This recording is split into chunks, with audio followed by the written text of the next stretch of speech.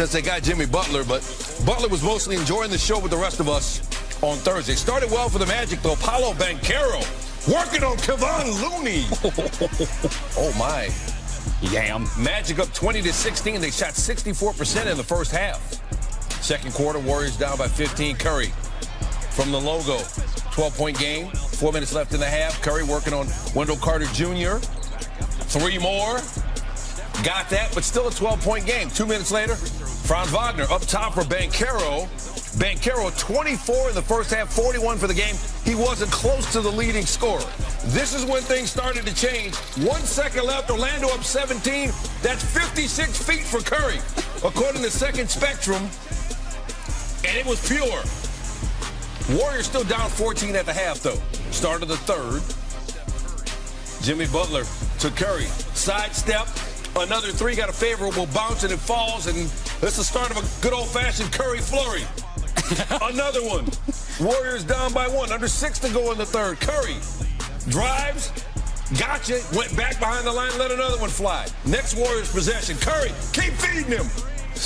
9 of 13 from 3 through the first 3 quarters. It's 82-75 Warriors. Later in the third, Curry working on Wagner. All sorts of moves, and then the finish. 42nd career 20-point quarter, most of any player in the play-by-play era. Outscored the Magic 22-21 in the third, and with the Golf Channel guys watching, he gave him a little wrist hinge. Late fourth quarter. Curry to Quentin Post, back to Curry. 26 game with double-digit threes. That's 10. Butler, one of his 7 assists. Curry turns it into his 11th triple of the game. Warriors up 7. Under 2 to go. Warriors lead cut to 2. Curry working on Banchero. How about 12 threes in 19 tries and 56 points? 14th career 50-point game. Warriors win their 5th in a row. It never gets old watching. I can tell you that. I think the fans here tonight, even the Magic fans, they know they're witnessing greatest shooter ever and one of the greatest performers ever. He's an incredible performer, and he put on quite a show tonight.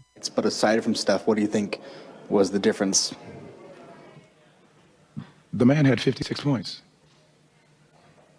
There is no aside from Steph. He had 56.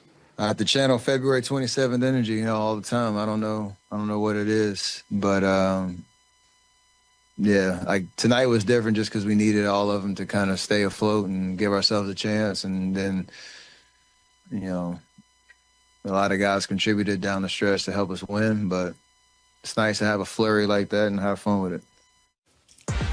Yeah, February 27th, something about it. 2013, lit up the Garden. 54 and 11 threes. He's the only player in NBA history to make double-digit threes at Madison Square Garden.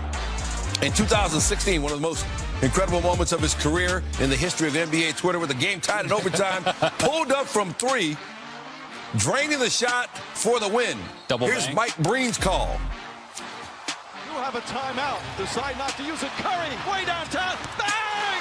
Bang! Oh, what a shot from Curry! 46 points, 12 threes for Curry in that one.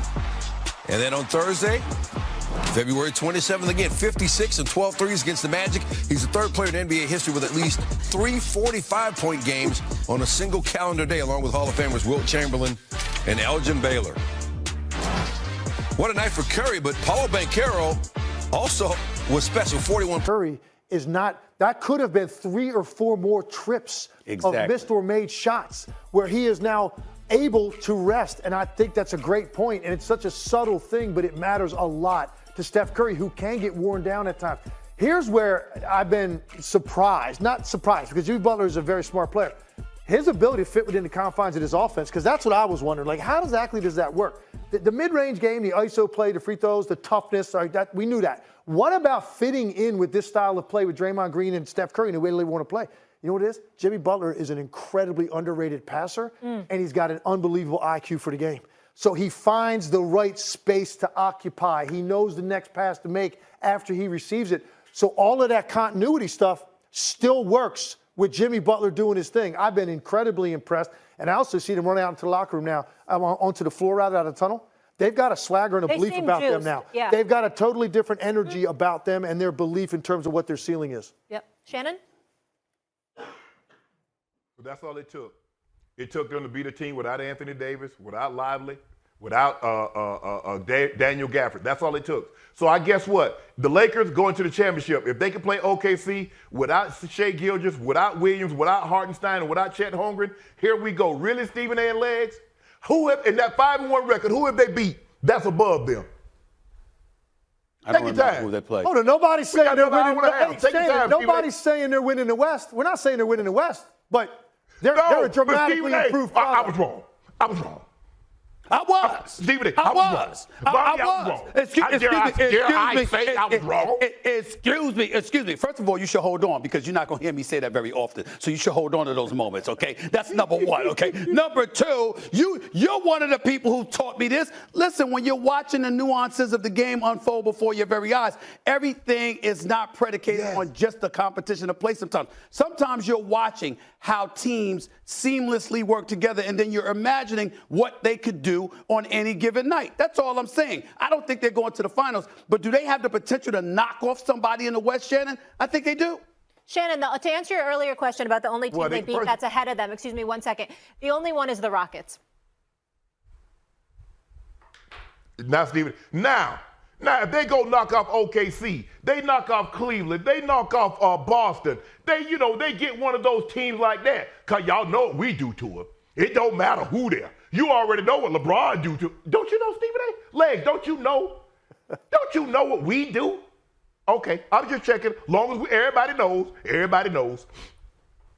No, he's about to make my spring a very, very uncomfortable spring. Oh, he's no starting doubt. to get on my damn No nerve. doubt. You know what I'm saying? Because I'm telling you right now, I'm just getting stopped going to hear more of this. The more they come, I'm going to have to listen to this, Molly. I have to listen to this man. I thought my spring was going to be better and his spring was going to be bad.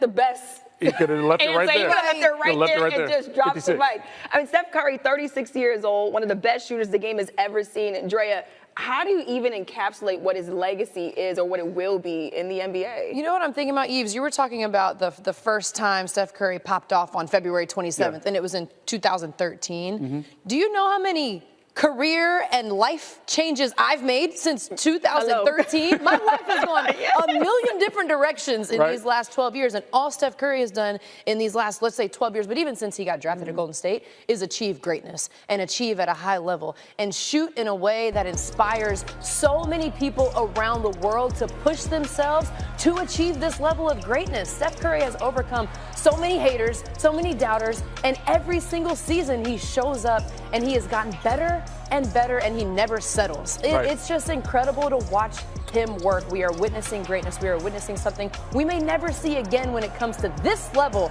of prolific shooting and scoring. And to me, when he talked about how they needed every bit of these points,